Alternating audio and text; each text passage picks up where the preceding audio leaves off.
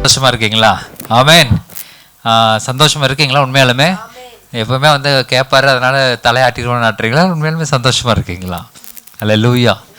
நிச்சயமாகவே கர்த்தர் அவருடைய பிள்ளைகளை சந்தோஷமா தான் வச்சிருப்பாரு. அடுத்தவங்க ஆண்டவர் அறியாதவர்கள் ஒரு வேளை சந்தோஷம் இல்லாமல் இருப்பாங்க, ஆனால் நமக்கு எப்பொழுதுமே சந்தோஷம் தான், எல்லா சூழ்நிலையுமே சந்தோஷம்தான். அல்லேலூயா.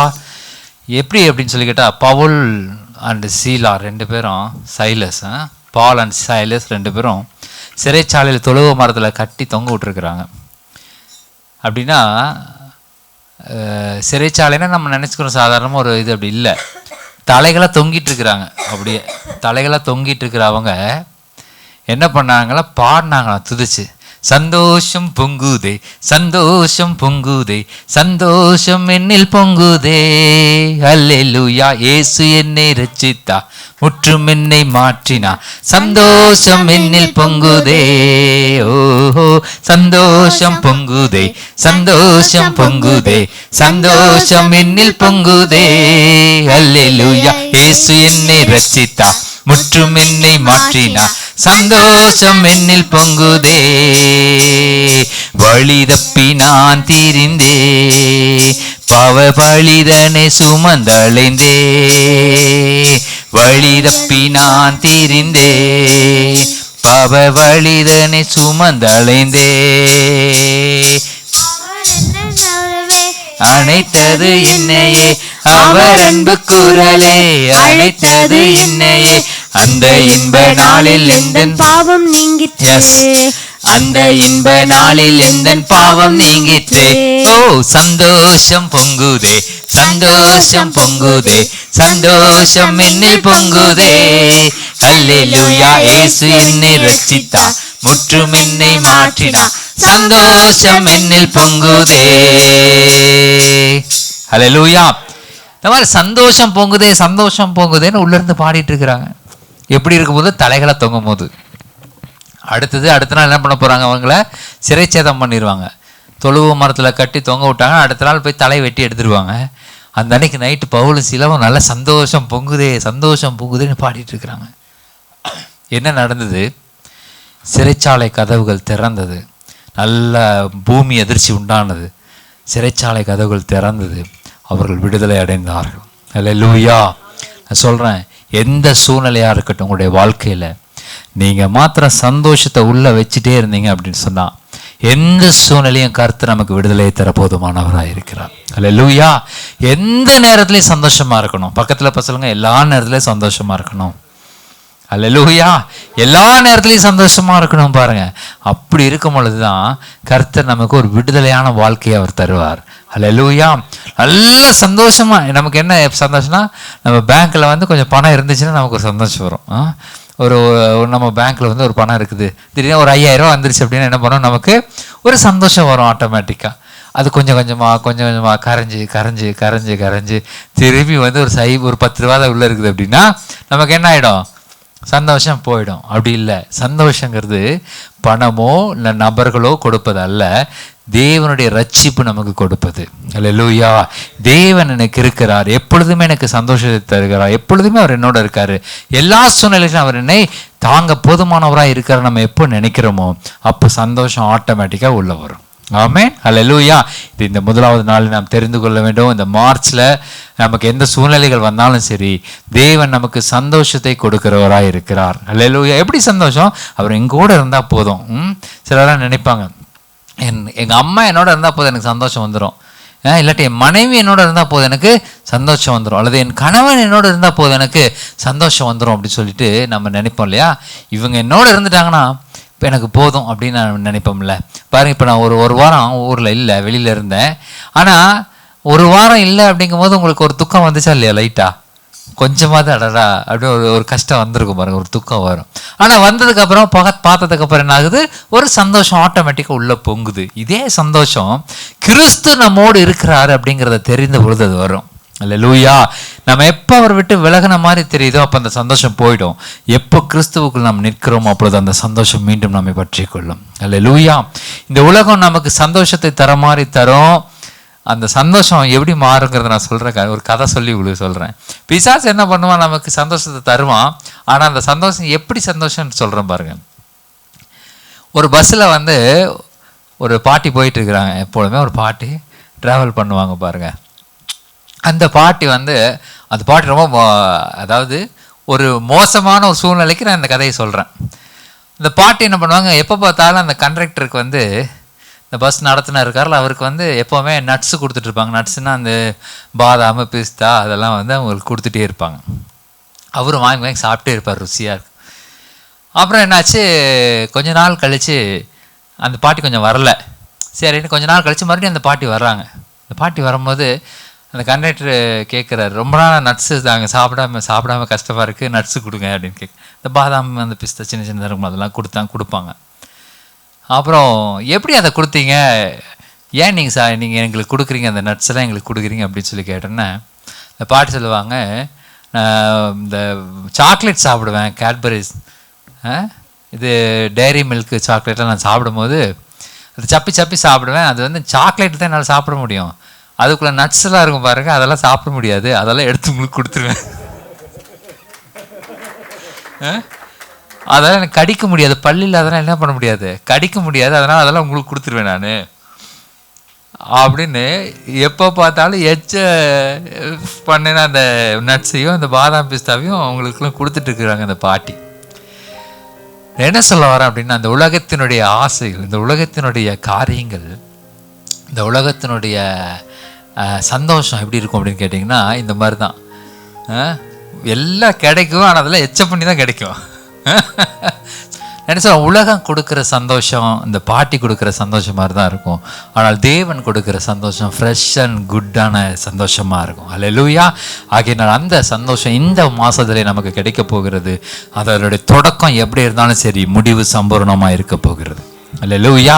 ஆகையினால் இப்போ நான் பேசுகிற ஒவ்வொரு வார்த்தைகளும் நீங்கள் தீர்க்க தரிசன வார்த்தைகளாக எடுத்துக்கொள்ளுங்கள். ஏன்னா கர்த்தரிடத்திலிருந்து வருகிற அந்த சத்தத்தை தான் நான் இப்போ பேச போகிறேன். அல்லேலூயா. அப்போது மனுஷனுடைய வாயிலிருந்து அல்ல, தேவனுடைய வாயிலிருந்து புறப்படுகிற வார்த்தையை நான் உங்களுக்கு சொல்ல போகிறேன். அல்லேலூயா. ஆகையினால் அதை நல்லா புரிந்து கொண்டு இதை அனுபவியுங்கள். கர்த்தர் உங்களை வல்லமை உள்ளவர்களாக வைத்திருக்கிறார். அல்லேலூயா. உங்கள் மேல் ஒரு அதிகாரத்தை கர்த்தர் வைத்திருக்கிறார். உங்களுக்கு ஒரு அழைப்பு இருக்கிறது.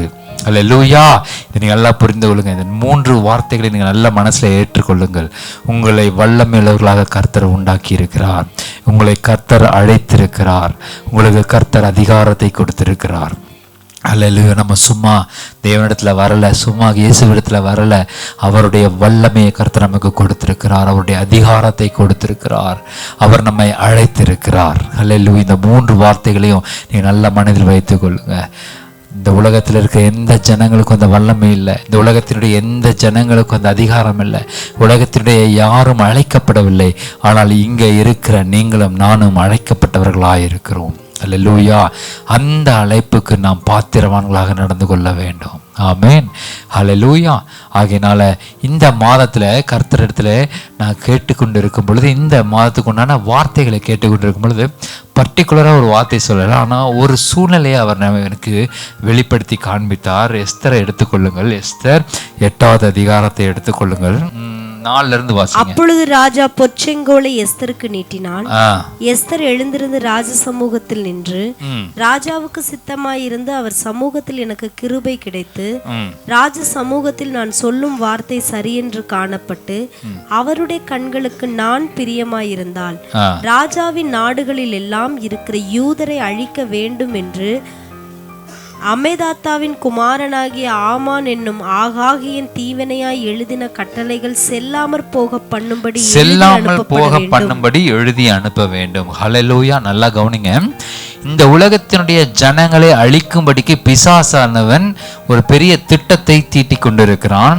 அல்லேலூயா. இந்த உலகத்தில் இருக்கிற ஜனங்கள் இயேசு கிறிஸ்துவை அறிந்து கொள்ள முடியாதபடிக்கு இந்த பிசாசு அவர்களுக்கு எதிராக ஒரு திட்டத்தை தீட்டிக் கொண்டு, இப்போ பார்த்தீங்கன்னா இப்போ என்றைக்கும் இல்லாத அளவுக்கு இப்பொழுதெல்லாம் பார்த்தீங்கன்னா அதிகப்படியான ஆராதனைகள், அதாவது பெரிய பெரிய கோபுரங்கள், பெரிய பெரிய காரியங்கள் எல்லாம் இப்போ அதிகமாக வந்து கொண்டே இருக்குது. நல்லா பார்த்தீங்கன்னா தெரியும். என்ன பண்ணுறாங்க, அவைகளால் ஈர்க்கப்பட்டு ஜனங்கள் என்ன பண்ணுறாங்க, தேவனை விட்டு வழி விலகி அவைகளால் ஈர்க்கப்பட்டு அவர்கள் செல்லுகிறார்கள். என்னன்னு சொல்லி கேட்டிங்கன்னா, இவர்களெல்லாம் பிசாசினால் கொல்வதற்காக ஏற்படுத்தப்படுகிற ஜனங்களா இருக்கிறார்கள். அப்படின்னா இதுதான் பாருங்க, ஆமான் என்கிற ஒரு மனுஷன் என்ன பண்ணான், யூத ஜனங்களுக்கு விரோதமாக அவர்களை உலகத்தில் எங்கெங்கெல்லாம் யூத ஜனங்கள் இருக்கிறாங்களோ அவங்களை எல்லாம் கொல்லணும்னு சொல்லி ஒரு திட்டத்தை தீட்டி அவன் ராஜாவின் இடத்துல கொடுக்குறான். அந்த ராஜா என்ன பண்ணுவார், அதை ஓகே பண்ணி முத்திரை போட்டுட்டார் அப்படின்னா உலகத்தில் இருக்கிற அத்தனை யூத ஜனங்களையும் கொன்னே ஆகணும். இது சட்டம். அதே போல இன்னைக்கு பிசாசு என்ன பண்றான், தேவனை அறியாத இருக்கிற ஜனங்களை தேவனை விட்டு விலகி செல்லும்படியாக அவர்களை கொல்வதற்காக திட்டத்தை தீட்டிக் கொண்டிருக்கிறான். ஆனால் எஸ்தர் ராஜாத்தி என்ன செய்தான், அந்த ராஜாவுக்கு முன்பாக போய் நின்று அவரை உத்தரவு கொடுக்கும் பொழுது, அந்த பொற்செங்கோலை அவர் நீட்டும் பொழுது இவன் ஒரு காரியத்தை சொல்லுகிறார். என்னன்னா, நீங்க ஆமான் போட்ட அந்த திட்டத்தை நீங்க முறியடித்து உலகத்தில் இருக்கிற எல்லா யூதர்களையும் நீங்கள் காப்பாற்ற வேண்டும் என்ற ஒரு கோரிக்கையை அவள் வைக்கிறாள். அல்லேலூயா. அப்படி கோரிக்கை வைக்கும்போது அந்த ராஜா என்ன பண்றாரு, 3ஆம் மாதத்திலே அந்த கோரிக்கையை அவர் நிறைவேற்றுகிறார். அல்லேலூயா. எஸ், இனிமேல் யாரையும் நம்ம கொல்ல தேவையில்லைன்னு சொல்லி எழுதி அதை முத்திரை போட்டு நாடுகளுக்கு அனுப்புறது. 9வது வசனத்துல வருகிறது. சீவான் மாதம் என்னும் 3ஆம் மாதம் 23ஆம் தேதியாகிய அக்காலத்திலே தானே ராஜாவின் சம்பிரதிகள் அழைக்கப்பட்டார்கள். மொர்தெகாய் கற்பித்தபடி எல்லாம் யூதருக்கும் இந்து தேசம் முதல் எத்தியோப்பியா தேசம் மட்டும் உள்ள 127 நாடுகளின் தேசாதிபதிகளுக்கும் அதிபதிகளுக்கும் அதிகாரிகளுக்கும் அந்தந்த நாட்டில் வழங்கும் அட்சரத்திலும் அந்தந்த ஜாதியார் பேசும் பாஷையிலும் யூதருக்கும் அவர்கள் அட்சரத்திலும் அவர்கள் பாஷையிலும் எழுதப்பட்டது. அப்படின்னு என்ன அர்த்தம்னா, இந்த உலகத்தில் இருக்கிற ஜனங்களை விடுவிக்கும்படி ராஜாதி ராஜா நமக்கு எழுதி கையொப்பமிட்டிருக்கிற காரியங்கள் இந்த மாதத்திலே நமக்கு கிடைக்க போகிறது. ஹல்லேலூயா. நீங்கள் யாரிடத்துல எல்லாம் சுவிசேஷத்தை அறிவித்தீர்களோ, இந்த மாசத்துல தீவிரமாக யாரிடத்துல எல்லாம் சுவிசேஷத்தை அறிவிக்கிறீர்களோ அவர்கள் எல்லாம் விடுவிக்கப்படுகிறார்கள். ஹல்லேலூயா. இந்த மாதத்துக்கு, இந்த மார்ச் மாதத்துக்கு கர்த்தர் நமக்கு கொடுத்த கட்டளை என்ன, இந்த கடிதம் பெற்றுக்கொண்டிருக்கிறீர்கள். இப்பொழுது நீங்கள் இந்த மாதத்திலே யார் இடத்துல எல்லாம் நீங்கள் செய்தி சொல்லுகிறீர்களோ, யார் இடத்துல எல்லாம் சுவிசேஷங்களை அறிவிக்கிறீர்களோ அவர்கள் எல்லாரும் காப்பாற்றப்படுவார்கள். ஒருவரும் கொல்லப்பட போவது இல்லை. அல்லேலூயா. யாரும் நரகத்துக்கு போக முடியாது. ஏன்னா இந்த மாதம் கர்த்தர் அப்படி ஒரு மாதத்தை நமக்கு கொடுத்திருக்கிறார். அல்லேலூயா. ஆகினால எஸ்தர் ராஜாத்தி செய்த அந்த காரியத்தை இந்த மாதத்திலே சபையாக நாம செய்ய போகிறோம். அல்லேலூயா. பொற்செங்கோல் நீட்டப்பட்டிருக்கிறது. உங்களுக்கு ஒரு கட்டளை பிறந்திருக்கிறது. நீ என்ன கேட்டாலும் நான் தருவேன் கர்த்தர் சொல்லி இருக்கிறார். நீங்க கேட்கணும், ஆத்துமாக்களை இங்க இருக்கிற ஜனங்கள் ஒருவரும் அறியாமல் மாண்டு விடக்கூடாது, இறந்து விடக்கூடாது. இறப்பதற்கு முன்பாக கர்த்தரை அறிந்து கொண்ட ஜனங்கள் தான் இங்கே இருக்க வேண்டும் என்று சொல்லி நீங்கள் ஜெபித்து ஒவ்வொருவருக்கும் சுவிசேஷத்தை அறிவிக்கும் பொழுது இந்த மாதத்தில் தானே கர்த்தர் அந்த வாசல்களை திறக்கிறவராய் இருக்கிறார். ஹல்லேலூயா. இது இந்த மாதத்திற்குரிய கர்த்தருடைய வார்த்தையாய் இருக்கிறது. ஹல்லேலூயா. இதை நல்ல நினைவில் வைத்துக் கொள்ளுங்கள். சீவான் என்று 3ஆம் மாதத்திலே ராஜாதி ராஜா இந்த கட்டளைகளை உங்களுக்கு கொடுத்திருக்கிறார். ஆமென். நமக்கு கொடுத்திருக்கிற ஆகையினால தெளிவா நம்ம தெரிஞ்சுக்கணும். இந்த மாதம் நம்ம சுவிசேஷத்தை அறிவித்து நமக்கு தெரிந்த ஜனங்களை எல்லாரையும் காப்பாற்றணும். அவர்கள் மரித்து விடக்கூடாது. அவர்கள் தேவனை தெரியாதவர்கள் என்றால் அவர்கள் மரித்தவர்களுக்கு சமம் என்று வேதம் சொல்லுகிறது. அல்லேலூயா. இயேசு கிறிஸ்துவை தெரியாதவங்கன்னா மரிச்சவங்கன்னு அர்த்தமா, மரிச்சிருக்கிறாங்கன்னு அர்த்தமாம். அதனால யாரையும் மறிக்க விடக்கூடாது.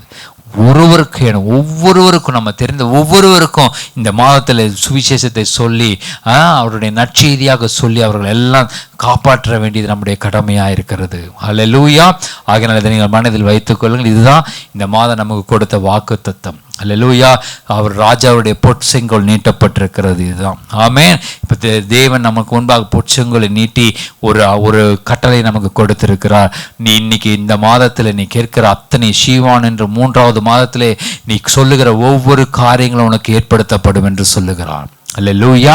ஓகே. ஆகையினால ஏன் இதெல்லாம் நமக்கு சொல்றாரு, ஏன் வாக்குத்தத்தங்களை ஒவ்வொரு மாதமும் கொடுக்கிறார், ஒவ்வொரு நாட்களும் நமக்கு பாதுகாப்பையும் ஒவ்வொரு நாளும் நமக்கு நன்மையான காரியங்களை ஏன் கர்த்தர் நமக்கு தருகிறார் என்று சொன்னால், நீங்களும் நானும் அழைக்கப்பட்டவர்களாக இருக்கிறோம். ஹல்லேலூயா. நீங்கள் படிச்சிருக்கோம் படிக்கல இதெல்லாம் ஒன்றும் காரியம் இல்லை. ஆனால் நாம் அழைக்கப்பட்டவர்கள். 1 கொரிந்தியர் 1வது அதிகாரத்தை எடுத்துக்கொள்ளுங்க. 26வது வசனத்தை எடுத்து வாசிங்க. 1 கொரிந்தியர் 1வது அதிகாரம். எப்படி எனில் சகோதரரே, நீங்கள் அழைக்கப்பட்ட அழைப்பை பாருங்கள். 1 கொரிந்தியர் 1வது அதிகாரம் 26வது வசனம். நீங்கள் அழைக்கப்பட்ட அழைப்பை பாருங்கள். ஹல்லேலூயா. இந்த வசனம் என்ன சொல்லுது? இதை பாருங்கன்னு சொல்லுது. பாருங்க, உங்களுடைய உள்ளங்கையை பாருங்க, உங்களுடைய உள்ளங்கையை பாருங்க. இதே போல தேவனுடைய உள்ளங்கையில உங்களுடைய முகம் வரைஞ்சிருக்குதாமா. ஹல்லேலூயா. உங்க உள்ளங்கையில் எப்படி ரேகைகள் தெரிகிறது, அதே போல ஆண்டவருடைய உள்ளங்கையில ரேகை தெரியாது, அதுல நீங்க தான் தெரியுவீங்க. ஹல்லேலூயா. அவ்வளவு நன்மையான தேவன். அப்போ இந்த வார்த்தைகளை கர்த்தர் நமக்கு கொடுக்கிறார். நீங்கள் அழைக்கப்பட்ட அழைப்பை பாருங்கள். ஹல்லேலூயா. நம்மளெல்லாம் கல்யாணத்துக்கு அழைப்பாங்க பாருங்க. கல்யாணத்துக்கு அழைச்சாங்கன்னா அந்த கல்யாணத்துக்கு நம்ம ஒரு பத்திரிக்கை வந்து கொடுத்துட்டாங்க. ரொம்ப முக்கியமானவங்களுடைய கல்யாணம். நம்ம என்ன பண்ணுவோம்? நல்ல ரொம்ப முக்கியமான கல்யாணம், ரொம்ப பெரிய இடத்து கல்யாணம், அல்லது நம்மளுடைய ரொம்ப நெருங்கிய ஒரு அக்காவோட கல்யாணம் நடக்குது. நம்மளுடைய அக்காவுடைய கல்யாணம் நடக்குதுன்னா நம்ம என்ன பண்ணுவோம்? முதல்ல போய் என்ன வாங்குவோம்? போய் சூப்பரான ஒரு ட்ரெஸ் வாங்கிக்குவோம். ஏன்னா அக்கா கல்யாணம், நம்ம போகும்போது ஒரு புது ட்ரெஸ் போட்டுட்டு போகணும், நல்ல ஒரு ட்ரெஸ் போட்டுட்டு போகணும்னு நல்ல ட்ரெஸ் பண்ணிக்குவோம், நல்ல ஒரு மேக்கப் பண்ணிக்குவோம், அழகாக மேக்கப் பண்ணிக்குவோம், நல்ல ட்ரெஸ் பண்ணிக்குவோம். அக்கா கல்யாணங்கிறனால என்ன பண்ணுவோம்? நல்ல ஒரு கிஃப்ட்டை வாங்கிக்குவோம். அக்காவுக்கு நல்ல கிஃப்ட் கொடுக்கணும்னு. ரொம்ப நெருங்கிய சொந்த அக்காவாக இருந்துட்டாங்கன்னா அவங்களுக்கு ஏதாவது நகை செஞ்சு போடணும், ஒரு மோதிரம் வாங்கிக்கிறது, ஒரு பிரேஸ்லெட் வாங்கிக்கிறது, இந்த மாதிரி ஏதாவது நல்ல விலை உயர்ந்த கிஃப்டை வாங்கிக்குவோம். இந்த மாதிரி ஒரு கல்யாணத்துக்கு திருமணத்துக்கு அழைக்கப்பட்டிருக்கிறோம் என்று சொன்னால் அவர் எந்த அளவுக்கு அவர் நெருக்கமான நபரோ அந்த அளவுக்கு நம்முடைய காரியங்கள் எல்லாம் மாறிட்டே போகும். பாருங்க, ரொம்ப நெருக்கமானவங்களா இருந்தா நம்ம பையனுக்கு கல்யாணம் அப்படின்னு என்ன பண்ணுவோம்? நம்ம பையனுக்கு கல்யாணம்னா நம்ம எல்லாம் சூப்பர் ட்ரெஸ்ஸு தான், சூப்பர் மண்டபம், எல்லாம் சூப்பராக நம்ம வச்சுருப்போம். நல்ல காரியங்களெல்லாம் வச்சு அந்த கல்யாணத்துக்கு நம்ம போவோம். பாருங்க, என்னையும் கல்யாணத்துக்கு அழைப்பாங்க. நிறையா கல்யாணத்துக்கு என்னை அழைப்பாங்க. என்னை எதுக்கு கல்யாணத்துக்கு அழைப்பாங்க? ஒன்றா அந்த கல்யாணத்தை நடத்தி தரணும், இல்லைன்னா அந்த கல்யாணத்துக்கு மெசேஜ் கொடுக்கணும், இந்த மாதிரி காரியங்களுக்கு அழைப்பாங்க. அப்போது ஒவ்வொருவருக்கும் ஒவ்வொரு அழைப்புகள் வித்தியாசமான அழைப்புகளாக இருக்கும். எனக்கு அவங்க சொந்தக்காரங்களாக இருக்க மாட்டாங்க, ஆனால் அழைப்பாங்க. எதுக்குன்னா மெசேஜ் கொடுக்கணும். எனக்கு அவங்க சொந்தக்காரங்களாக இருக்க மாட்டாங்க, ஆனால் அழைப்பாங்க. எதுக்குன்னா நம்ம கல்யாணம் நடத்தி வைக்கணும். இந்த மாதிரி காரியங்களுக்கு அழைப்பதனால ஒவ்வொருவருக்கும் அழைப்புகள் வித்தியாசமான அழைப்புகளாக இருக்கிறது. இப்போ இந்த வார்த்தை என்ன சொல்லுது? எப்படி எனில் சகோதரரே, நீங்கள் அழைக்கப்பட்ட அழைப்பை பாருங்கள். உங்களுக்கு என்ன அழைப்பை கர்த்தர் கொடுத்திருக்கிறார் என்று நீங்க பாருங்கள் என்று கர்த்தர் சொல்றார். மாம்சத்தின்படி ஞானிகள் அநேகர் இல்லை, வல்லவர்கள் அநேகர் இல்லை, பிரபுக்கள் அநேகர் இல்லை. அதாவது நம்ம ஞானியா, நீங்க ஞானியா? பயங்கரமாக படித்து ஐஐடி மெட்ராஸில் படித்த ஞானியா? இல்லை, நம்ம ஞானிகள் கிடையாது. அப்போது வல்லவர்களா? நீங்கள் போய் இன்றைக்கி போய் மைக் டேசனை போய் குத்திடுவீங்களா? போய் குத்து சண்டை வேறுனா போய் அவன்லாம் என் காலத்து மைக் டேசன்லாம், அதனால் அவனை தான் தெரியுது, எனக்கு வேறு யாரையும் தெரியல. அவனை போய் குத்திட முடியுமா? முடியாது. ஏன்னா அவ்வளோ வல்லவர்கள் நம்ம, அவ்வளோ வல்லவர்களும் கிடையாது. இன்றைக்கி நம்ம போய் இப்போ நம்ம பிரதம மந்திரி கிட்ட போய் அவர்கிட்ட நீங்கள் இந்த சட்டத்தில் மாற்றுங்கன்னு நம்ம போய் சொல்ல முடியுமா? சொல்ல முடியாது. ஏன்னா பிரபுக்கள் இல்லை, நம்ம அவ்வளோ பெரிய பிரபு கிடையாது. அப்போ நம்ம ஞானிகள் கிடையாது, வல்லவர்கள் கிடையாது, பிரபுக்களும் கிடையாது. ஆனாலும் கர்த்தர் உங்களை என்னையும் அழைத்திருக்கிறார். ஹல்லேலூயா. அவர் சொல்றாரு, நீங்க தான் வேணுங்கிறாரு. ஹல்லேலூயா. உனக்கு ஞானம் இல்லையா? ஓகே. உனக்கு பலன் இல்லையா? ரொம்ப சோப்லாங்கியா இருக்கிறியா? ஓகே, பரவாயில்ல. நீ வந்து பெரிய பணக்காரனா இருக்க, பிரபுவா இருக்கிறியா? இல்லை, எதுவுமே இல்லை, அப்போ நீ தான் வேணுங்கிறாரு. ஹல்லேலூயா, ஹல்லேலூயா. நல்லா படிச்சிருக்க, அதனால் நீ வந்துரு. நல்லா மியூசிக் வாசிக்கிற, நீ வந்துரு. நல்லா இப்படி இருக்க, வந்துரு. அப்படிலாம் ஆண்டவர் அழைக்கல. ஞானமே இல்லைங்க எனக்கு தத்தா நான் மந்த வாய் தாங்க இருக்குது. அது என்ன பாட்டு அது பாருன்னா? அதில் திக்குவாயும் மந்தனாவமா இருக்கிறோம். ஹல்லேலூயா. ஆனால் நீ தான் வேணும்னு ஆண்டவர் கொடுக்குறாரு. ஹல்லேலூயா, கூப்பிட்றாரு. அதனால நீங்க நினைக்கிறீங்க நான் இப்படி இருக்கேன் அப்படி இருக்கேன், அதனால என்னால் எதுவும் செய்யும். இல்லை. கர்த்தர் ஞானியா இல்லாட்டியும் பரவாயில்ல, நீங்க பிரபுவா இல்லாட்டியும் பரவாயில்ல, வல்லவனா இல்லாட்டியும் பரவாயில்ல. கர்த்தர் அடுத்த வசனம் வாசிங்க. எப்படி ஞானிகளை வெட்கப்படுத்தும்படி தேவன் உலகத்தில் பைத்தியமானவைகளை தெரிந்து தேவன் உலகத்தில் பைத்தியமானவைகளை பைத்தியமானவைகளை தெரிந்து கொண்டார்.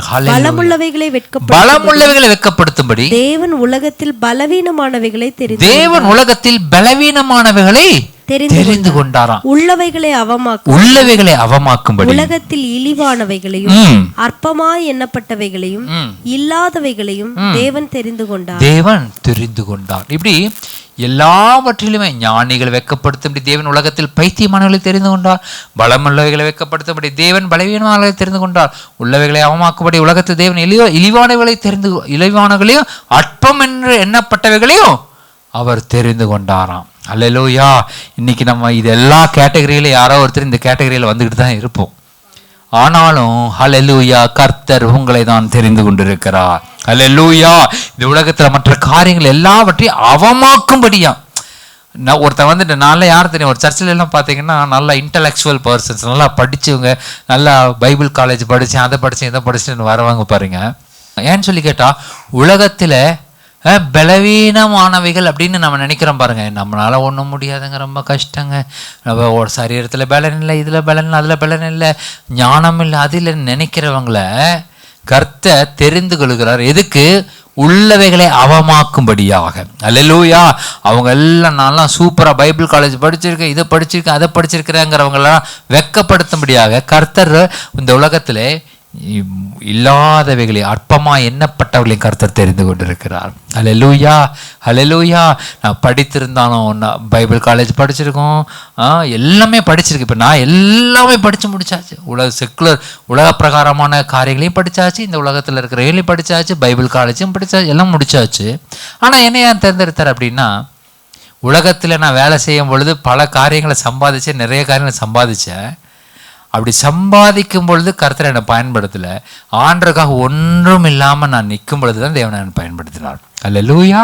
ஆண்டவரை உமக்காக நான் வாழ்க்கை ஒப்பு கொடுக்குறேன்னு சொல்லி நான் வந்ததினால இந்த உலகத்தில் என்னோடு இருந்தவர்கள்லாம் பெரிய பெரிய இடத்துல இருக்கும் பொழுது நான் ஒன்றும் இல்லாமல் என்னை தரமட்டு நான் கொண்டு வந்ததுக்கப்புறம் ஆண்டவர் பயன்படுத்த ஆரம்பித்தார். அல்லேலூயா. எப்பொழுது நாம் நம்முடைய எல்லா காரியங்களையும் கர்த்தருடைய பாதத்தில் ஒப்பு கொடுக்கிறோமோ அப்பொழுது கர்த்தர் நம்மை பயன்படுத்த ஆரம்பிக்கிறார். அல்லேலூயா. எனக்கு எல்லாம் தெரியும் நீங்க எப்பொழுது நினைக்கிறீர்களோ அப்போ ஆண்டவர் வெயிட் பண்ணுவார். சரி, வெயிட் பண்ணுவோம், இவன் கொஞ்சம் கீழே வரட்டும், அது வரைக்கும் வெயிட் பண்ணுவோம்னு சொல்லிட்டு அவர் காத்திருப்பார் பாருங்க. அப்போ நீங்கள் அழைக்கப்பட்ட அழைப்பை பாருங்கள். அல்லேலூயா. நீங்கள் எப்படி அழைக்கப்பட்டிருக்கிறீர்கள்? நம்ம நல்ல ஸ்தானத்தில் இருக்கும்போது அழைக்கப்படலை, நம்ம கீழான பாவத்திலையும் பாவச்சேற்றில் உலர்ந்து கொண்டிருக்கும் பொழுது கர்த்தர் சொல்றார், நீ தான் எனக்கு வேணும்னு சொன்னாரு. அல்லேலூயா, அல்லேலூயா. எத்தனை பேர் நீங்க பரிசுத்தவான்களா இருக்கும்போது கர்த்தர் அழைத்தார். நான் வந்து அப்படி பல பரிசுத்தவானா மின்னிட்டு இருக்கும் பொழுது ஏசப்பா என்னை கூப்பிட்டாருன்னு எத்தனை பேர் சொல்ல முடியும்?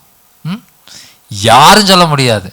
நம்ம இந்த உலகத்தில் கடந்து உழன்று அசிங்கத்தில் பாவத்திலையும் சேற்றிலையும் இருக்கும் பொழுது, நான் அப்படி தான் என்ன ஆண்டவர் அழைக்கும் பொழுது நான் தான் அதுக்கு உதாரணமே. இந்த உலகத்தினுடைய அதிபயங்கரமான பாவ சேறுகளில் நான் உழன்று கொண்டிருக்கும் பொழுது கர்த்தர் சொன்னார், நீ தான் வேணும் என்று சொன்னார். அல்லேலூயா. அதே போல கர்த்தர் நம்மை அழைத்தார் என்று சொன்னால் அந்த அழைப்பு எவ்வளவு முக்கியமான ஒரு அழைப்பு. அல்லேலூயா. அந்த அழைப்பை நான் கவனிக்கணும். ரோமர் எடுங்க, ரோமர் 11வது அதிகாரம் 29வது வசனத்தை எடுத்து வாசிங்க. ரோமர் 11:29. தேவனுடைய கிருபை வரங்களும் அவர்களை அழைத்த அழைப்பும் மாறாதவைகளா இருக்கிறது. ஹல்லேலூயா. நீங்க நினைச்சிட்டீங்க ஒருவேளை நான் ஆண்டவர்கிட்ட மனம் மாறி போனேன், திரும்பி போயிட்டேன், அப்படி போயிட்டு இப்படி போயிட்டேன், அதனால ஒருவேளை ஆண்டவர் வந்து என்னுடைய காரியங்கள் எல்லாம் மாத்திட்டாரா, நான் ஆண்டவர்கிட்ட விலகி போன மாதிரி இருக்கு, எனக்கு வாழ்க்கைக்குள்ள பாவம் வந்துருச்சு, இப்படி ஆயிடுச்சா அப்படி ஆயிடுச்சான்னு நீங்க நினைக்கிறீங்க. இல்லை, தேவன் அழைத்த அழைப்பும் அவருடைய கிருபை வரங்களும் மாறாதவைகளாயிருக்கிறது. ஹல்லேலூயா. சிலர் என்ன பண்ணாங்க, நான் பின்மாறி போகிற காரியங்களை பார்க்கும் பொழுது நான் உங்களிடத்துல கேட்குறேன், ஏன் இந்த மாதிரி பின்மாறி போகிறீங்க அப்படின்னு சொல்லிட்டு விசாரிக்கவங்க சொல்கிறாங்க, எனக்குள்ள நான் ஒரு பாவம் செஞ்சுட்டேன், அந்த பாவம் செஞ்சதுனால ஆண்டவருடைய அந்த ஆவியானவர் என்னை விட்டு போயிட்டாரு, பாவம் செஞ்சதுனால ஆவியானவர் வந்துட்டு போயிட்டாரு, நான் வெறுமை ஆயிட்டேன், எனக்கு வந்து பைபிள் படித்தா ஒன்றும் வெளிப்பாடு கிடைக்க மாட்டேங்குது, அவரை ஆராதிக்க முடியல, வேதத்தை வாசிக்க முடியல, ஜெபிக்க முடியல, அதனால் ஆவியானவர் போயிட்டாரு போல தெரியுது அப்படின்னு சொல்லிட்டு ரொம்ப கஷ்டப்பட்டாங்க பாருங்க. வேதம் தெளிவாக சொல்லுகிறது, அவர் அழைத்த அழைப்பும் கிருபை வரங்களும் மாறாதவைகளாக இருக்கிறது. அது மாறவே மாறாது. அல்லேலூயா. அவர் நீங்கள் பாவம் செய்யும் பொழுது கூட, ரட்சிக்கப்பட்டுட்டீங்க, கிறிஸ்து உங்களுக்குள் வந்துட்டாரு, ஆனா நீங்க பாவம் செய்றீங்க. அப்படி செய்யும் பொழுது கூட அவர் எங்க தான் இருக்கிறாரு? உள்ளதான் இருக்கிறாரு. நீங்க இனி முடிவு பரியந்தம் கர்த்தர் வெளியவே போக மாட்டார். ஹல்லேலூயா. உங்களுக்குள்ளாக வந்த கர்த்தருடைய ஆவியானவர் வெளியே போகவே முடியாது. ஏன் போக முடியாதுன்னா, அவர் எப்பொழுதுமே என்றென்றும் நிரந்தரமாக நம்ம இடத்துல தங்கும்படி அவர் உள்ள வந்துட்டார். ஹல்லேலூயா. என்ன ஜோசப்பை, அவர் எங்க இருக்கிறார்? ஆவியானவர் எங்க இருக்கிறாரு? உள்ள இருக்கிறாரு. ஹல்லேலூயா. நீங்க பாவம் செஞ்சா அவர் வெளியே ஓடிடுவாரா? ஓட முடியாது. ஆனா உள்ள இருப்பாரு, துக்கப்பட்டு அழுவாரு. ஹல்லேலூயா. உள்ள துக்கத்தோட இருப்பாரு, உள்ளதான் இருக்கிறாரு. நாம் பாவம் செய்தாலும் கிறிஸ்து மகிமையின் நம்பிக்கையாக நமக்குள் இருக்கிறவர், தேவனுடைய ஆவியானவர் நமக்குள் இருக்கிறவர், அவர் துக்கத்தோடு கூட உள்ள காத்திருப்பார். ஓ, இவ்வளோ கஷ்டமா இருக்கு நினைச்சு பாருங்க. ஒருத்தர் குடிக்கிற ஒரு ஆள் இருக்கிறான், இயேசு கிறிஸ்துவை உள்ள கூட்டு போய் உட்கார வச்சிருந்தா எப்படி இருக்கும் அவருக்கு? அதே தான் நம்ம பண்றது. ஒரு பாவம் செய்யும் பொழுது அந்த காரியத்தோடு கூட கிறிஸ்துவையும் கூட உட்கார வச்சு அந்த பாவத்தை செய்ய வைத்திருக்கோம். அவர் அழுது கொண்டே உட்கார்ந்துட்டு இருக்கிறார். இவக்குள்ள வந்துட்டேனே, இந்த பிள்ளைக்குள்ள நான் வந்து இவனோட கூட எல்லா இடத்துக்கும் நான் போகிறேனே, இவனோட கூட எல்லா காரியங்களையும் செய்கிறேனே, இவனோட கூட எல்லா காரியம் பேசுகிறேனே. நம்ம தேவனை துக்கப்படுத்தி கொண்டிருக்கிறோம். ஒவ்வொரு பாவம் செய்யும் பொழுதும் கிறிஸ்து வெளியே போகிறதில்ல, இயேசு கிறிஸ்து வெளியே போகிறதில்ல, பரிசுத்த ஆவியான நம்ம விட்டு வெளியே போகிறதில்ல. ஆனால் அவர் நமக்குள்ளாக இருந்து துக்கப்பட்டு கொண்டிருக்கிறார். ஹல்லேலூயா. இதை நீங்கள் புரிந்து கொள்ள வேண்டும். கிறிஸ்து நமக்குள்ளாக இருந்து, பரிசுத்த ஆவியான நமக்குள்ள இருந்து நீங்க பேசுகிற வார்த்தையை நீங்க அவரை பேச வைக்கிறீங்க. நீங்க பார்க்கிற காரியங்களை அவரை பார்க்க வைக்கிறீங்க. நீங்க இருக்கிற சூழ்நிலை மோசமா இருக்கும்போது அந்த சூழ்நிலைகளின் இயேசு கிறிஸ்துவை அமர வைத்து கொண்டிருக்கிறீர்கள். அவர் நமக்கு தெரியலங்கிறதுனால, கண்களுக்கு தெரியலங்கிறதுனால அப்படி நினைக்கிறோம். ஆனா இல்ல, கிறிஸ்து நமக்குள்ளாக இருந்து கொண்டிருக்கிறார். அல்லேலூயா. எபேசியர் 4வது அதிகாரம் 30. தேவனுடைய பரிசுத்த ஆவியை துக்கப்படுத்தாதிருங்கள். எந்த நாளுக்கென்று? மீட்கப்படும் நாளுக்கென்று. இயேசு கிறிஸ்து மத்திய ஆகாயத்தில் வந்து நம்மை மீட்டுக் கொள்ளுகிற அந்த நாள் வரைக்கும் ஆவியானவர் நமக்குள்ளதான் இருப்பார். அவர் ஏன் துக்கப்படுறாருன்னா, அதுக்கு முன்னாடி வசனம்லாம் சொல்லுது, நீங்கள் கெட்ட வார்த்தையை பேசுகிறீங்க, கெட்ட வார்த்தை ஒன்று உங்கள் வாயிலிருந்து புறப்பட வேண்டாம், பக்தி விருத்திக்கு ஏதுவான நல்ல வார்த்தை உண்டானால் அவையே கேட்கிறவர்களுக்கு பிரயோஜனம் உண்டாகும்படி பேசுங்கள் என்று போடப்பட்டிருக்கிறது. ஆனால் நம்ம கெட்ட வார்த்தை பேசுகிறோம். அப்போ என்ன பண்ணுறாரு? உள்ள ஆவியானவர் துக்கப்படுகிறார், அழுகிறார். ஐயோ, நான் உள்ள குடியிருக்கிறேன் தெரியாமல் கெட்ட வார்த்தை பேசுகிறாரு. அதுக்கப்புறம் உண்மையற்றவர்களாக இருக்கிறோம், பொய் சொல்கிறோம், சில நேரத்தில் பொய் சொல்லிடுறோம், சில நேரத்தில் உண்மைக்கு புறமான காரியங்களை பேசுகிறோம். எல்லாமே பரிசுத்த ஆவியானவருக்கு தெரியும், எல்லாமே அவருக்கு தெரியும். எல்லாம் அவருக்கு தெரிந்திருந்தோம் நம்ம பேசும் பொழுது நம்ம துணிகரமான பாவமாக அது மாறுகிறது.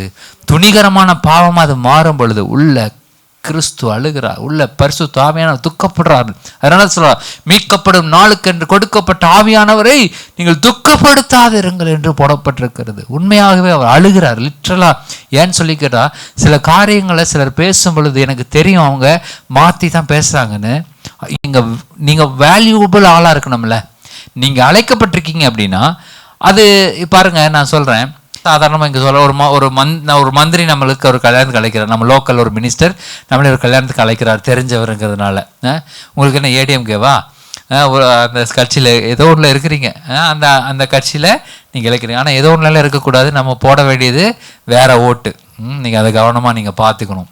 தமிழ்நாடு தப்பிக்கணும்னா அதுக்குண்டான ஓட்டை நீங்கள் வாக்கு செலுத்த வேண்டியது அவசியமாக இருக்கிறது. அப்பொழுதுதான் தொடர்ந்து உங்களுக்கு விடியல் உண்டாயிருக்கும். உங்களுக்கு விடியல் பயணம் தொடர்ந்து வேணும் அப்படின்னா தொடர்ந்து நீங்கள் அந்த காரியங்களை நீங்கள் பார்க்கணும். சரி, இதெல்லாம் நீங்கள் கவனமாக இருங்க. சரி, கவனிங்க. வளைக்கப்பட்ட அழைப்புக்கு பாத்திரவான்களாக நடக்கணும். ஒரு மந்திரி வீட்டுக்கு நம்ம கல்யாணத்துக்கு அழைச்சிட்டாங்க அப்படின்னா அதற்கு உண்டானபடி நம்ம என்ன பண்ணணும்? ஆடை ஆபரணங்கள் அதுக்கு உண்டானபடி செட்டப்பில் தான் நம்ம போக முடியும். நார்மலாக நம்ம போக முடியும். அப்போது அழைக்கப்பட்ட அழைப்புக்கு, இப்போ ஒரு மந்திரி வீட்டு கல்யாணத்துக்கு அழைக்கப்பட்டதுனால நம்ம அப்படி போகிறோம் அப்படின்னா, ஆண்டவர் நம்மை அழைத்திருக்கிறார்னா எப்படி இருக்கும்? ஆண்டவர் நம்மை அழைத்திருக்கிறார். ஹல்லேலூயா. அப்போ அந்த அழைப்புக்கு எவ்வளவு வேல்யூ இருக்குது. ஹல்லேலூயா. ஆண்டவர் நம்ம தகுதியை பார்த்து அழைக்கல. அதான் பாருங்க, அதனால தான் சொல்கிறேன், மந்திரி நம்மளை அழைக்கிறாரு அல்லது ஒரு முதலமைச்சர் நம்மளை கல்யாணத்துக்கு அழைச்சிருக்கிறாருன்னா, நான் அந்த அளவுக்கு தகுதி உள்ள ஆளா? நான் ஒரு ஐஏஎஸ் ஆஃபீஸரா அல்லது ஒரு ஒரு எம்எல்ஏவா எம்பியா? இல்லை, நான் சாதாரண ஆள். ஆனால் என்னை அழைச்சிருக்கிறார் அப்படின்னு என்ன அர்த்தம்? என்னை அழைத்த அந்த அழைப்புக்கு நான் பாத்திரவனா நடந்து கொள்ள வேண்டும். அல்லேலூயா, ஹல்லேலூயா. அப்போ நான் அந்த இடத்துக்கு போகும் பொழுது, நான் போகிற ஒரு கல்யாணத்துக்கு போகிறேன், மந்திரி கல்யாணத்துக்கு போய் நல்லா குடிச்சிட்டு போயிட்டேன்னு வைங்க, ஒரு உதாரணம் சொல்கிறேன், அப்படின்ட்டு உள்ளே போகிறோம். ஆனால் என்ன இருக்குது நம்ம கையில்? பத்திரிக்கை இருக்குது. அந்த பத்திரிக்கை இருந்தால் என்ன பண்ணுவாங்க, அவங்க உள்ளே விடுவாங்க. சொல்கிறேன், நான் கையில் பத்திரிக்கை வச்சுருக்கேன், பார் இந்த மந்திரி மாப்பிள்ளையோட அப்பா இவர் என்னை அழைச்சிருக்கிறார், என் கையில் இது இருக்குது. ஆனால் பார்த்தா கண்ணெல்லாம் செவந்து இருக்குது, ஃபுல்லாக அந்த அவங்களால சுயநினைவே இல்லாத அளவுக்கு அவங்களுக்கு என்ன ஆயிடுச்சு, போதை வந்துருச்சு. அதனால் அவங்களால எதுவுமே பண்ண முடியல. ஆனால் கையில் என்ன இருக்குது? பத்திரிக்கை இருக்குது. இப்போ ரிசப்ஷனில் போய் ஒரு லைனாக ஒரு 10-20 பேர் நின்று அவங்கள வணக்கம் போட்டு வரவேற்பாங்கள்ல, வரவேற்கிற லைனாக இவர் அப்படியே இதுலேயே போகிறார், அப்படியே கையில் பத்திரிக்கை வேறு, அழைப்பு வேறு இருக்குது, அழைப்பு வச்சுட்டே போகிறார். அவங்களால அதை இவன் இப்படி குடிச்சிட்டு வந்தேன் இவனை வெளியே தள்ளிடலான்னு சொல்ல முடியாது. ஏன் சொல்ல முடியாது? கையில் அழைப்பு இருக்குது. இது அப்படியே வச்சுட்டே உள்ளே அப்படியே தள்ளாடிக்கிட்டே ரோட்டை அளந்துட்டு இந்த கடைசிக்கு அந்த கடைசிக்கு நடந்து நடந்து நடந்து உள்ளே போய் சேர்ந்தாச்சு. உள்ளே போன உடனே எல்லாரும் பார்ப்பாங்க நம்மளை, இவன் எங்கேயோ இப்படி வந்திருக்கானே, கீழே விழுந்து மேலே விழுந்து அப்படியே மண்ணும் சேருமா வந்து நிற்கிறானே. ஆனால் என்ன இருக்குது? கையில் அழைப்பு இருக்குது, பத்திரிக்கை இருக்குது. இந்த பத்திரிக்கை கையில் இருக்கிறதுனாலயே அவனை உள்ளே விட்டாச்சு. இப்போ உள்ளே போய் பயங்கர அலப்பறை பண்ணுறான். எல்லா இடத்துலையும் போய் நான் பொண்ணு மாப்பிள்ளையோட போட்டோ எடுத்து தான் தீருவேன். அதே கண்டிஷனில் போய் என்ன பண்ணுறான், பொண்ணு மாப்பிள்ளை கிட்ட போய் நின்றுட்டான். நின்று கையில் பத்திரிக்கை வச்சிருக்கிறான். இந்த அழைப்பை கொடுத்துட்டு அந்த மந்திரி பட்ட பாடு இருக்குது பாருங்க. இவனுக்கு போய் இதை கொடுத்துட்டமே, இவன் இது இப்படி பண்ணுறானே, போய் பொண்ணு மாப்பிள்ளை முன்னாடி நிற்கிறான், பொண்ணு மாப்பிள்ளை கை கொடுக்குறான், ஒரே அழுக்கு, ஒரே அசிங்கமாக இருக்கான். ஆனால் கையில் அழைப்பு இருக்கிறதுனால வேறு வழி இல்லாமல் அவங்க உள்ள எல்லாம் அலோவ் பண்ணுறாங்க, சாப்பிட்ற இடத்துக்கு போகிறோம், அப்படி போகிறோம், எல்லாமே சூப்பராக நடக்குது. ஆனால் இவன் அந்த அழைக்கப்பட்ட அழைப்புக்கு பாத்திரவானாவே நடந்து கொள்ளவே இல்லை. அல்லேலூயா. நம்மளும் அப்படிதான். கிறிஸ்து நம்மை அழைத்திருக்கிறார், நம்ம கையில் ஒரு பத்திரிகையை கொடுத்திருக்கிறார். அந்த அழைப்பை நாம் பெற்றுக்கொண்டு இப்போ நான் சொன்னதை தான் பண்ணிக்கிட்டு இருக்கிறோம். நம்ம கிறிஸ்துவர்கள்னு தெரியுது, அழைக்கப்பட்ட அழைப்பு இருக்குது, நம்ம கையில் இன்விடேஷன் இருக்குது, எல்லாம் இருக்குது. ஆனால் நம்ம போகிற விதங்கள் எப்படி இருக்குது? இப்படி தான் இருக்குது, தாறுமாறாக நடக்கிறோம். பார்த்தனே நீ எல்லாம் கிறிஸ்துவனா அப்படின்னு கேட்குற அளவுக்கு சில காரியங்கள்லாம் நம்ம சில நேரங்களில் செய்து விடுகிறோம். நல்லா கவனிங்க, நீங்கள் அழைக்கப்பட்ட அழைப்பை பாருங்கள். ஹல்லேலூயா. நீங்கள் கவனிங்க, அதை என்னை அழைச்சிருக்கார் ஆண்டவர், எவ்வளோ ப்ரீஷியஸ் அழைப்பு, எவ்வளோ முக்கியத்துவமான அழைப்பு. இந்த அழைப்புக்கு என் வாழ்க்கையை ஒப்பு கொடுத்து நான் பாத்திரவானா நடக்கணுமே. ஹல்லேலூயா. இதை நீங்கள் இதை நம்ம நினைச்சாலே நம்முடைய வாழ்க்கை முறை வேற லெவலுக்கு ஒரு ஆண்டவர் கொண்டு போயிடுவார். ஹல்லேலூயா, ஹல்லேலூயா. அப்போது இதைவே நான் அப்படியே ரிவர்ஸில் நான் சொல்கிறேன். நல்லா சூப்பராக அந்த மண்டபத்திலே இல்லாத அளவுக்கு நல்ல ஒரு ட்ரெஸ்ஸு, பட்டு வேஷ்டி பட்டு சட்டை, கிட்டத்தட்ட 1.5 லட்சம் ரூபாய்க்கு எடுத்து போட்டுட்டோம். மேலே ஒரு 70,000 ரூபா, கீழே ஒரு 70,000 ரூபா, 1,40,000 ரூபாய்க்கு ட்ரெஸ் பண்ணிக்கிட்டு நல்லா மோதிரம், பிரேஸ்லெட் எல்லாம் சூப்பராக போட்டிருக்கோம். நல்லா குளிச்சு ஃப்ரெஷ்ஷாக பவுடருக்கு எல்லாம் போட்டு சும்மா கும்முன்னு பார்லர் போய் முகத்தெல்லாம் ரெடி பண்ணிட்டு நல்லா ட்ரெஸ் பண்ணிட்டு கையில் அதே மாதிரி பத்திரிக்கை வச்சுருக்கோம். நம்ம போய் நல்ல ஒரு பெரிய கார், ரோல்ஸ் ராய்ஸில் போய் இறங்கி பெரிய காரில் போய் இறங்குறோம். அதே 10 பேர் நின்று அவங்களுடைய வணக்கம் நமக்கு எப்படி இருக்கும்? இப்போது நல்லா பணிவாக வணக்கம், வாங்க வாங்க வாங்க வாங்கன்னு சொல்லி எல்லாம் கூப்பிடுவாங்க, நம்மளை உள்ளே கூட்டிகிட்டு போவாங்க. அவங்களே நம்மளை கூட்டிகிட்டு போய் பொண்ணு மாப்பிள்ளைகிட்ட நிற்க வைப்பாங்க, ஃபோட்டோ எடுத்துக்குவாங்க. கூட இருக்கிறவங்களாம் சிலரெல்லாம் பார்த்தாங்கன்னா, சரி இவர் கூட ஒரு ஃபோட்டோ எடுத்துக்குவோன்னு போய் நம்ம கூட நின்று ஒரு ஃபோட்டோ எடுத்துக்குவாங்க. அப்போது அழைப்பில் 2 விதமான என்ட்ரன்ஸ் இருக்குது பாருங்க, 2 விதமான உட்புகுதல் இருக்குது. அந்த பத்திரிக்கையோட போதையில் வந்த ஒரு மனுஷன் உள்ளே புகுந்தானாலும் அவனுக்கு எப்படி வரவேற்பு இருக்குது, அதே போல் அந்த அழைப்புக்கு பாத்திரவான்களாக நடந்து கொண்ட அந்த மனுஷனுடைய என்ட்ரன்ஸும் அதே மாதிரி தான். ஆனால் அவனுக்கு வரவேற்பு வேற மாதிரி இருக்குது. அல்லேலூயா. நான் சொல்கிறேன், கர்த்தர் உங்களை அழைத்த அழைப்புக்கு நீங்கள் பாத்திரவான்களாக நடந்துட்டீங்கன்னு சொன்னால் உங்களுடைய லெவலே வேற. அல்லேலூயா, அல்லேலூயா. நல்ல கரங்களை தட்டுங்க பார்க்கலாம். Thank you Jesus. ஏன்னு சொல்லி கேட்டீங்கன்னா, இந்த பாத்திரவான்களாக நீங்கள் நடந்து கொண்டு இருக்கிறீர்கள் என்பதை நான் சொல்கிறேன். அல்லேலூயா. அழைத்த அழைப்புக்கு நீங்கள் பாத்திரவான்களாக இருப்பதினாலே கர்த்தர் உங்களை அவ்வண்ணமாகவே ஆசீர்வதிக்க போகிறார். அல்லேலூயா. ஆகையினால நீங்கள் எந்த சூழ்நிலையில் இருந்தாலும் சரி, அந்த அழைப்பை நீங்கள் கவனித்து பாருங்கள். அதற்கு நீங்கள் பாத்திரவான்களாக நீங்கள் நடந்து கொள்ள வேண்டும். 2 தெசலோனிக்கேயர் 1வது அதிகாரம் 12வது வசனத்தை வாசிங்க. நம்முடைய தேவன் உங்களை தமது அழைப்புக்கு பாத்திரராக்கவும் தமது தயையுள்ள சித்தம் முழுவதையும் விசுவாசத்தின் கிரியையும் பலமாய் உங்களிடத்தில் நிறைவேற்றவும் வேண்டும் என்று எப்பொழுதும் உங்களுக்காக வேண்டிக் கொள்கிறோம். ஹல்லேலூயா. உங்களிடத்துல சில காரியங்களை நிறைவேற்றும்படி கர்த்தர் விரும்புகிறார். அந்த காரியங்கள் என்ன என்று சொல்லி கேட்டீங்கன்னா, ஹல்லேலூயா, அவருடைய தயவுள்ள சித்தத்தை 12 அவர் உங்களுடைய தயவுள்ள சித்தத்தை உங்களிடத்துல நிறைவேற்றணுமா? ஹல்லேலூயா. உங்களுடைய சித்தத்தை நிறைவேற்றுவதல்ல, தேவனுடைய சித்தத்தை உங்களுக்குள்ளாக நிறைவேற்றுவது. ஹல்லேலூயா. அப்போ அவருடைய சித்தத்தை உங்களிடத்துல நிறைவேற்றுவதற்கு கர்த்தர் உங்களுக்குள்ளாக வந்திருக்கிறார். ஹல்லேலூயா, ஹல்லேலூயா. அந்த சித்தத்தை நிறைவேற்றுவதற்கு நமக்கு சிரமமா இருக்கும். ஸோ அவருடைய சித்தத்தை நிறைவேற்றும்படி நம்முடைய தேவன் உங்களை தமது அழைப்புக்கு பாத்திரராகவும் தமது தயவுள்ள சித்தம் முழுவதையும் விசுவாசத்தின் கிரியையும் பலமாய் உங்களிடத்தில் நிறைவேற்றவும் வேண்டும் என்று எப்பொழுதும் உங்களுக்காக வேண்டிக் கொண்டிருக்கிறவன் நான். ஹல்லேலூயா. தேவ சித்தம் உங்களுக்குள்ளாக நிறைவேற வேண்டும். ஹல்லேலூயா. அவருடைய சித்தம் என்ன அப்படிங்கிறத முழுமையாக நம்ம தெரிஞ்சுக்கிட்டோம்னா இப்போ இருக்கிற மாதிரி நம்ம இருக்க மாட்டோம். ஹல்லேலூயா. இப்போ இருக்கிற மாதிரி நம்ம இருக்க மாட்டோம். பாருங்க, அவர் வேற மாதிரி நம்மளை வச்சிருக்காரு. ஹல்லேலூயா. வேறு மாதிரி நம்மளை டிசைன் பண்ணியிருக்காரு. அந்த டிசைன்ல தான் நம்ம வாழும்படியாக கர்த்தர் நம்மளை ஆசைப்படுறாரு. இப்போ இருக்கிற டிசைன் கிடையாது. பக்கத்தில் இப்போ இருக்கிற வாழ்க்கை கிடையாது. ஹல்லேலூயா. அவர் வேற லெவல்ல நம்மளை வச்சிருக்கிறாரு. ஹல்லேலூயா. ஆனா அவருடைய சித்தத்தை நாம் நிறைவேற்றாதனால நம்முடைய வாழ்க்கை இப்படி இருக்குது. நம்ம வாழ்க்கை இப்போ எப்படி இருக்கு அப்படின்னா, தேவ சித்தத்தை நிறைவேற்றலை. ஏன் நிறைவேற்றலை? அவருடைய அழைப்புக்கு பாத்திரவான்களா நம்ம நடந்து கொள்ளலை. அதனால நம்முடைய வாழ்க்கை இப்படியாக இருக்கிறது.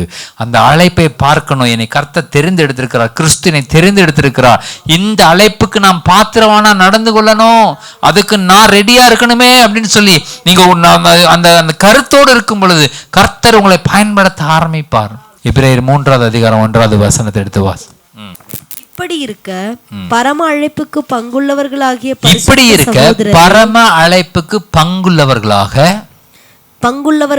பரிசுத்த சகோதரரே, நாம் அறிக்கை பண்ணுகிற அப்போஸ்தலரும் பிரதான ஆசாரியருமாய் இருக்கிற கிறிஸ்து இயேசுவை கவனித்து பாருங்கள். ஹல்லேலூயா. இப்பதான் நான் மெசேஜ் ஆரம்பிக்கிறேன், ஆனா இதை முடிக்க போகிறேன் சீக்கிரத்துல. கவனிங்க. இப்படி இருக்க பரம அழைப்புக்கு பங்குள்ளவர்களாகிய பரிசுத்த சகோதரரே, நாம் அறிக்கை பண்ணுகிற அப்போஸ்தலரும் பிரதான ஆசாரியருமா இருக்கிற கிறிஸ்து இயேசுவை கவனித்து பாருங்கள். ஹல்லேலூயா. அவ்வளவுதான். அவரை நீங்க கவனிச்சு பார்த்தீங்கன்னாவே தெரிஞ்சு போயிடும் நம்முடைய வாழ்க்கை எப்படி இருக்கிறது என்று. ஹல்லேலூயா. அவர் அழைக்கப்பட்ட அந்த அழைப்புக்கு பாத்திரவங்களா நடந்து கொள்ளும்படி கிறிஸ்துவை நீங்க பார்க்கணும், வேற யாரையும் பார்க்க கூடாது. நம்ம பாஸ்டர் எப்படி இருக்கிறாரு, பாஸ்டர் எப்படி இருக்கிறாங்க, பிள்ளைங்க எப்படி இருக்கிறாங்க அப்படிலாம் இல்லை. நம்ம யாரை பார்க்கணும்?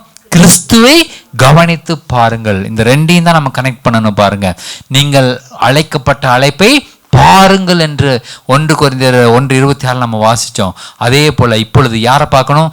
இயேசு கிறிஸ்துவை கவனித்து பாருங்கள். உங்களுடைய அழைப்பு கிறிஸ்துவை போல இருக்கிறதா? ஹல்லேலூயா.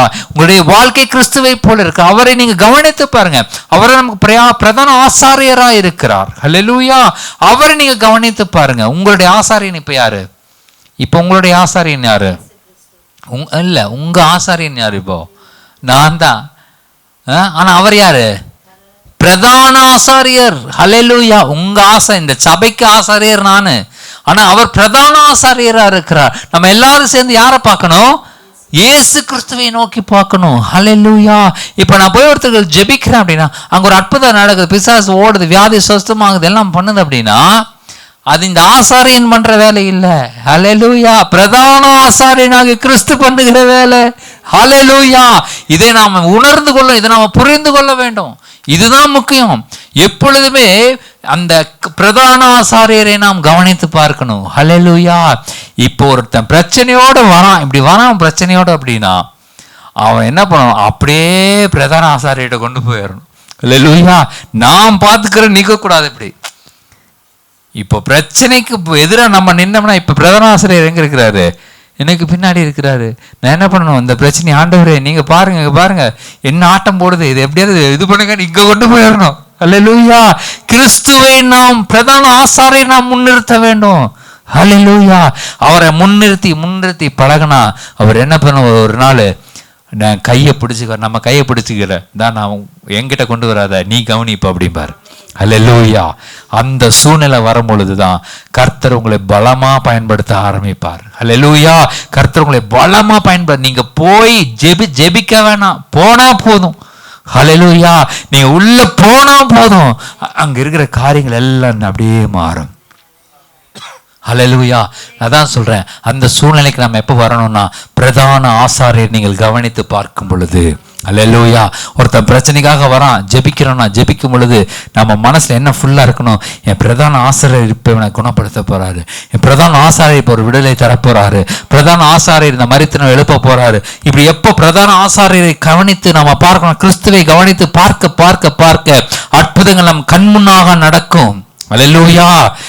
என்னை நான் நிமிர்த்தி வைக்க, என்னை நான் உயர்த்தி வச்சுக்கிட்டு இருந்தேன்னா ஒண்ணுமே நடக்காது.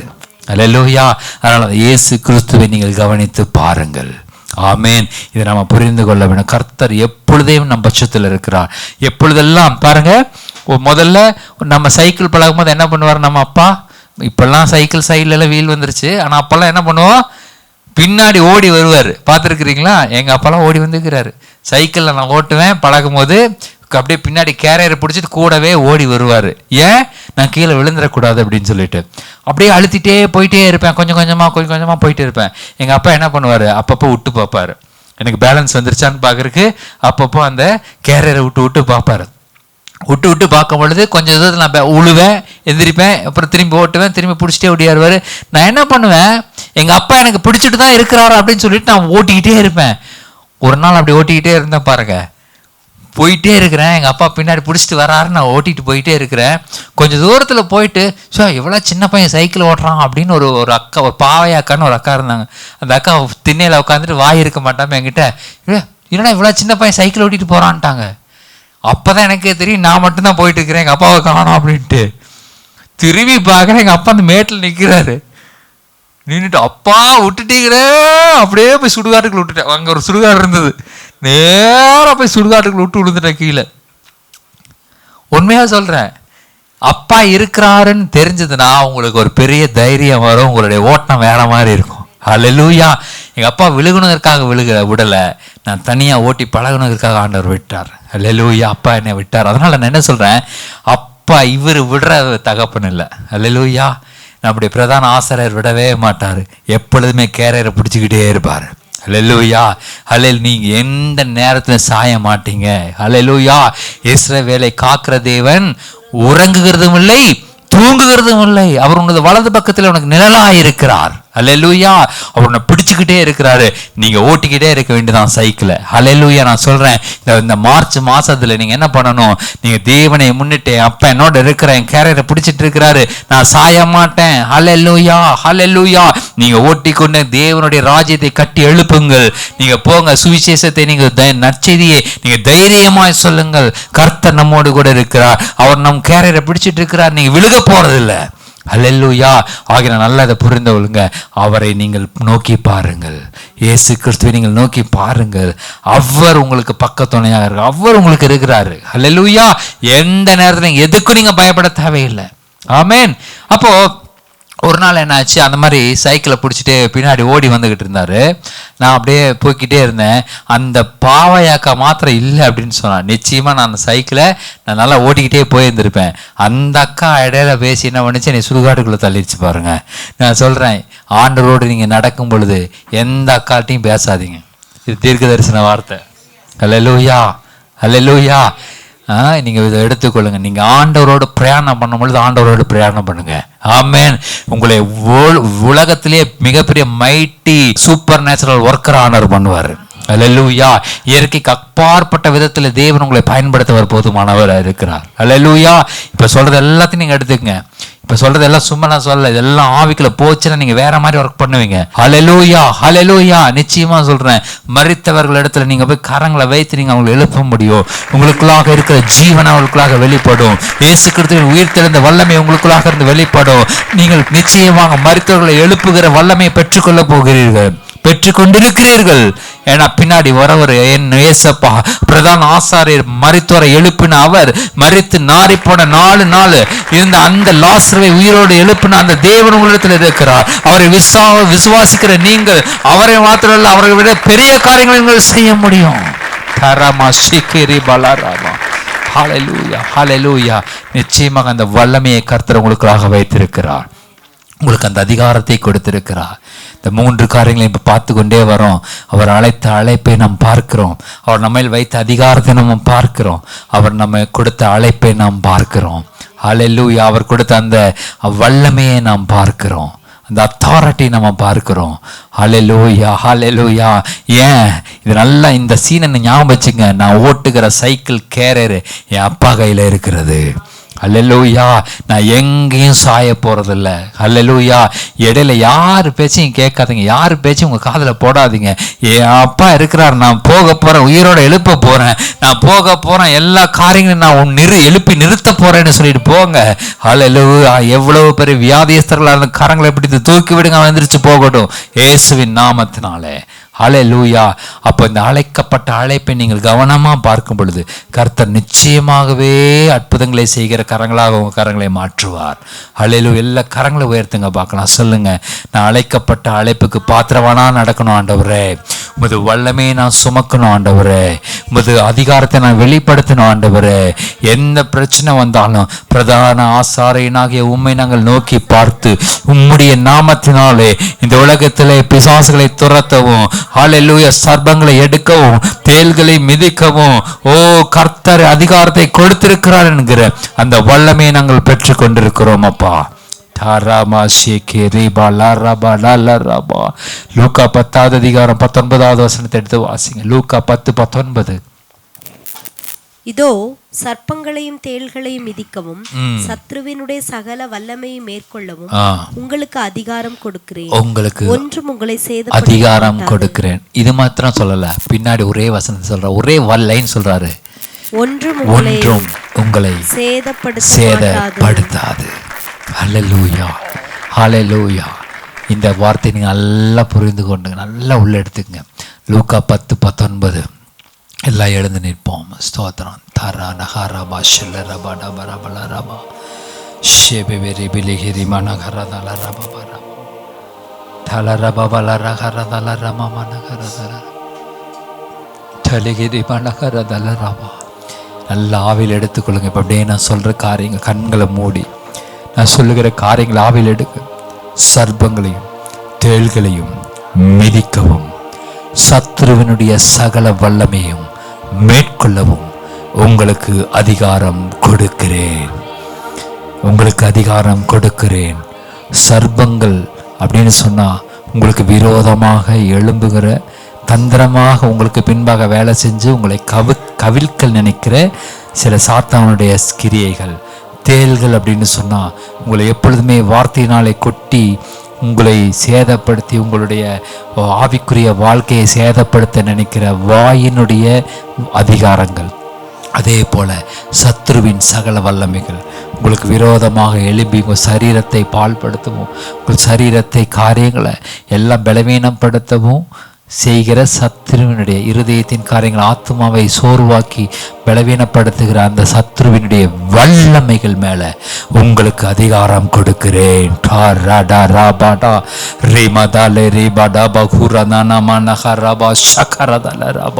அவர் சொல்லுகிற தொடர்ந்து அந்த வார்த்தை சொல்றார், ஒன்றும் உங்களை சேதப்படுத்த மாட்டாது. நான் போய் ஜெபிக்கும் பொழுது எனக்கு ஏதாவது பிரச்சனை வந்துருமா? இல்ல, உங்களை சேதப்படுத்த மாட்டாது. ஒன்றும் உங்களை சேதப்படுத்த மாட்டாது. ஹல்லேலூயா. உங்களுக்கு விரோதமாக பேசுகிற ஜனங்களுடைய வார்த்தைகள் உங்களை உங்க வாழ்க்கை கெடுத்துருமா? இல்லை, ஒன்றும் உங்களை சேதப்படுத்த மாட்டாது. சர்ப்பங்கள் போல நமக்கு பின்பாக வேலை செய்து நம்ம விஷத்தை கக்குகிற காரியங்கள் நம்மளை ஏதாவது செஞ்சிருமா? ஒன்றும் உங்களை சேதப்படுத்த மாட்டாது.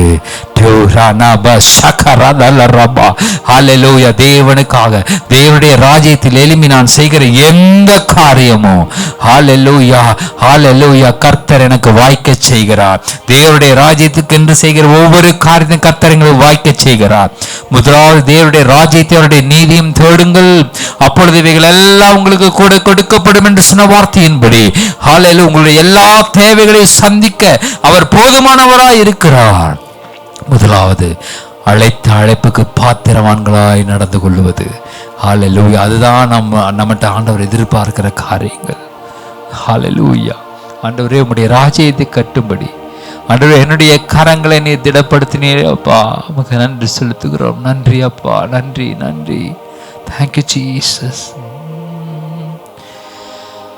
ஆராதிப்பே அதை எண்ணியே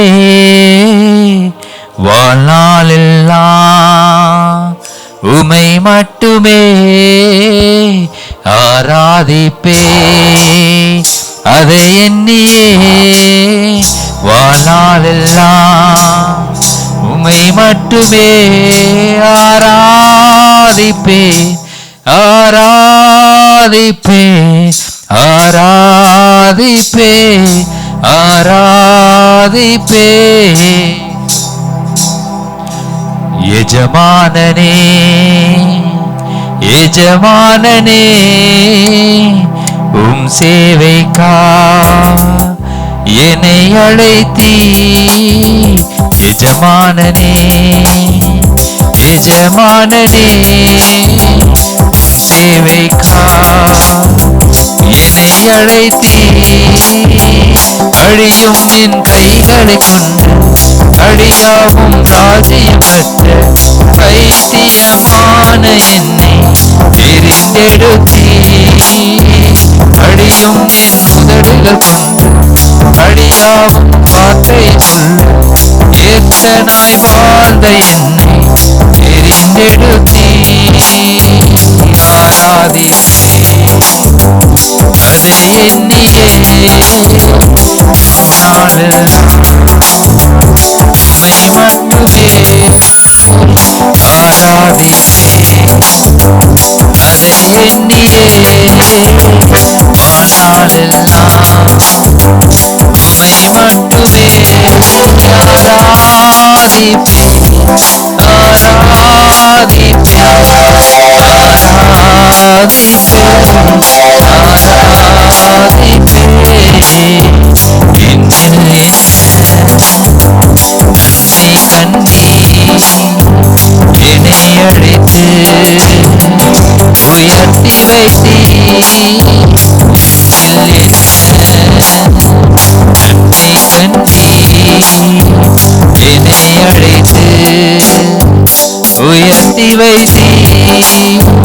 அழியும் என் கைகளை கொண்டு அழியாவும் வார்த்தை சொல்ல பைத்தியமான தெரிந்தெடுத்தீ. அழியும் என் உதடுகள் கொண்டு அழியாவும் வார்த்தை சொல்ல எத்தனாய் வாழ்ந்த என்னை தெரிந்தெடுத்தீ. ஆராதிப்பே அதை எண்ணியே வாழ்நாளெல்லாம் உம்மை மட்டுமே ஆராதிப்பே அதை எண்ணியே வாழ்நாளெல்லாம் உம்மை மட்டுமே ஆராதிப்பே ஆராதிப்பே ஆராதிப்பே ஆராதிப்பே. ஆராதனை ஆராதனை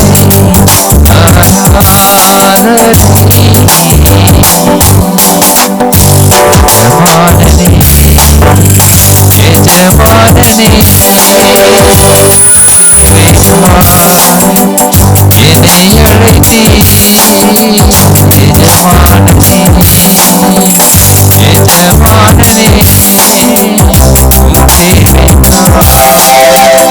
என்னை அழைத்தீ.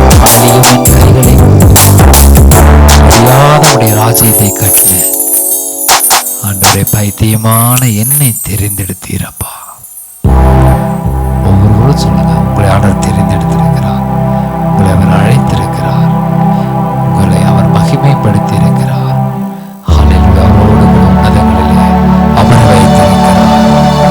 ஓ, எவ்வளவு நன்மைகளை அவர் செய்திருக்கிறார். எண்ணி பார்த்தால் நம்ம சில தீமைகளை மாத்திரமே அவருக்கு செஞ்சிருக்கிறோம். நாம் மனம் திரும்ப வேண்டியது அவசியமாயிருக்கிறது.